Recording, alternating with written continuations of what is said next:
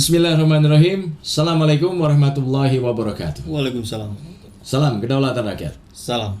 Sahabat, PPKM diperpanjang. Wow. Masih ada PPKM ya? Gitu, makanya saya pikir juga udah nggak ada itu. Minggu-minggu lalu saya nggak denger itu. Jadi pemerintah melalui Kementerian Dalam Negeri ini Kang, menetapkan perpanjangan PPKM Kang. Jadi perpanjangan PPKM itu di Jawa Bali diperpanjang untuk sekarang ini atau kurang lebih ya selama dua minggu ke depan lah gitu loh.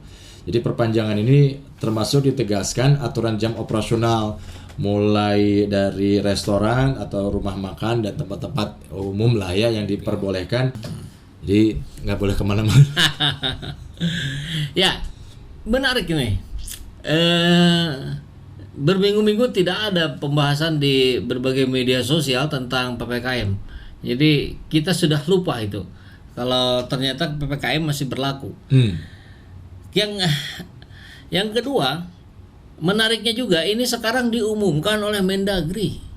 Biasanya Om Luhut yang ngomong, Lord Luhut biasanya kemana ini?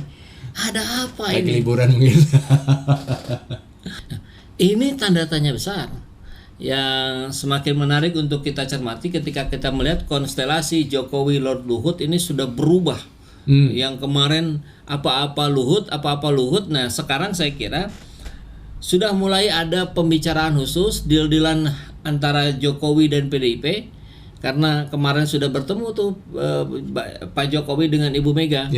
Saya kira di situ sudah terjadi deal-deal baru. Dan itu mulai nampak dalam pengumuman PPKM yang bukan oleh Lord Luhut tapi oleh Kemendagri.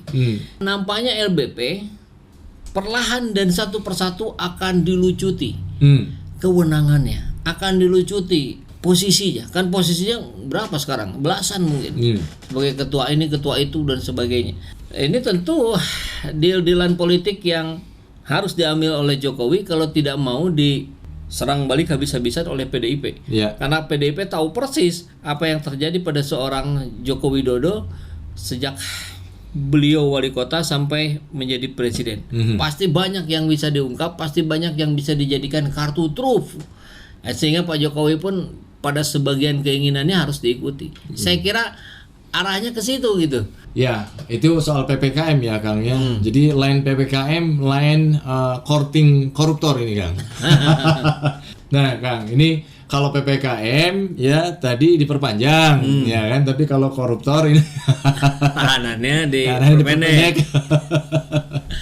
Ya, lucu ya pemaparan Najwa Shihab, saya kira luar biasa. Bersama timnya beliau mampu menarasikan realita yang ada di Indonesia dengan begitu epik, dengan begitu tidak terlalu menohok tapi menyentilnya luar biasa gitu. Dan saya yakin penguasa hari ini sangat berhati-hati kalau Najwa Shihab sudah memiliki amunisi-amunisi yang bisa membuka aib-aibnya. Dan itu kita lihat logika yang dipakainya itu luar biasa keren. Bagaimana diskon flash sale di marketplace itu membuat kita seringkali kehilangan akal. Diberikan diskon 30%, apalagi sampai 60%, sudah hilang akal. Ya nggak perlu pun langsung dibeli gitu. Dan ini dan cantiknya, bukan cantiknya Najwa Shihab, cantiknya narasi yang dia mainkan kemudian itu disambungkan dengan kehilangan akal para koruptor yang mendapatkan diskon. Berarti yang kehilangan akalnya siapa? Bukan koruptornya dong, tapi orang-orang yang mendapatkan buah dari hasil pengkortingan itu. Kalau kita lihat Pinangki itu sampai 60%. Kan luar biasa.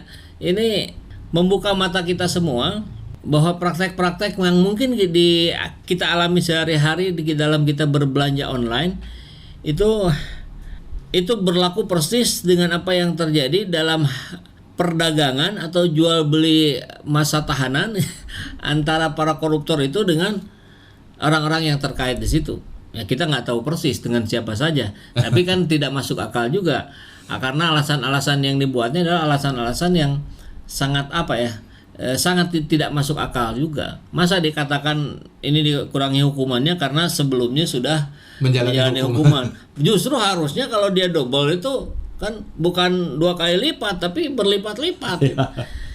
Ini berarti program diskon udah masuk ke ranah hukum. Ya. Saya nggak tahu ya, apakah hukuman untuk para koruptor ini juga ada hubungannya gitu loh dengan kekuasaan oligarki seperti yang sekarang atau kemarin sampai sekarang juga masih terus dibahas gitu. Bagaimana oligarki ini mencengkeram para pejabat, para penguasa gitu loh. Apakah bisa jadi itu di aspek hukuman untuk para koruptor itu juga ada permainan ini? Ya itu dia Kang, ini memang menjadi PR besar bagi negara yang memegang prinsip demokrasi. Karena rupanya demokrasi dengan oligarki itu seperti satu uang koin dengan dua sisi mata uang yang berbeda, tapi satu gitu. Nah ini banyak disuarakan juga oleh para aktivis, kawan-kawan kita, sahabat-sahabat kita, aktivis muslim terutama, yang menyoroti lubang yang sangat menganga dalam proses demokrasi ini.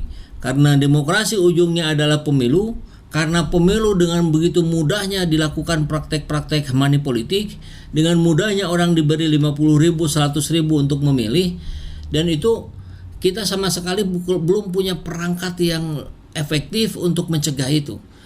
Koar-koar kampanye untuk bermain bersih segala macam itu sangat tidak mempan, karena apalagi dengan anggota calon legislatif gitu yang jumlahnya sangat-sangat banyak, apalagi ini dilakukan di tahun yang sama. Ini pasti luar biasa kerepotannya petugas-petugas kita, mulai dari petugas KPPS, kepolisian, aparat militer yang membantu dan seterusnya. Karena tadi kaum oligarki itu sangat dengan mudah mendapatkan celah-celah untuk memainkan uangnya, karena lubang tadi yang terlalu menganga, sehingga tidak perlu usaha yang banyak untuk dilakukan money politik. Ya akhirnya seperti ini. Bahkan setelah terpilih pejabatnya, kemudian pejabatnya tertangkap OTT KPK, gitu. Bahkan setelah ditahan, semuanya masih terus bisa dimainkan. Ini luar biasa.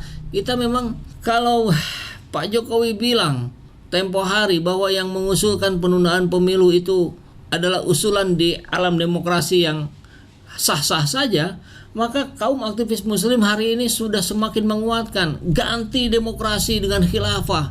Ini luar biasa ini, apalagi ketika dibandingkan kekurangan demokrasi dibandingkan khilafah, sistem kepemimpinan Islam ini. Tentu ini juga harus disikapi hal yang sama, bahwa ini adalah sebuah usulan dari rakyat yang juga harus dipertimbangkan gitu. Kecuali memang demokrasi ini bisa dipulihkan, bisa betul-betul diamankan dari praktek-praktek oligarki. Tapi kita belum tahu bagaimana caranya itu. Ya, karena demokrasi terbelenggu oleh oligarki. Ya, betul. Alhamdulillahirrabbilalamin, saat ini banyak sekali sahabat-sahabat dari Saiful Zaman Channel yang menjadi patron dari kegiatan ini, yang mendukung, yang mensupport dengan berbagai cara. Luar biasa, via WhatsApp, via grup, via media sosial lainnya. Bahkan tidak sedikit yang kemudian mendonasikan uangnya untuk perjuangan kami di medan dakwah ini. Ya jelas hal ini sangat membantu keberlangsungan channel ini, karena kebutuhan pun kemudian bertambah. Tidak bisa lagi ini dikerjakan oleh 1-2 orang. Kita harus merekrut lebih banyak orang. Dan itu jelas membutuhkan dana yang tidak kecil. Oleh karena itu, buat sahabat-sahabat semua yang terus mendukung kami, doakan juga kami untuk mampu istiqomah, untuk mampu terus menyuarakan dan menggemakan suara hati rakyat. Dan seperti biasa, bagi yang ingin membersamai kami dengan membantu operasional channel ini, sahabat bisa mendonasikannya ke nomor rekening yang ada di bawah sini. Dan silakan untuk mengkonfirmasikannya ke nomor yang ada di sini.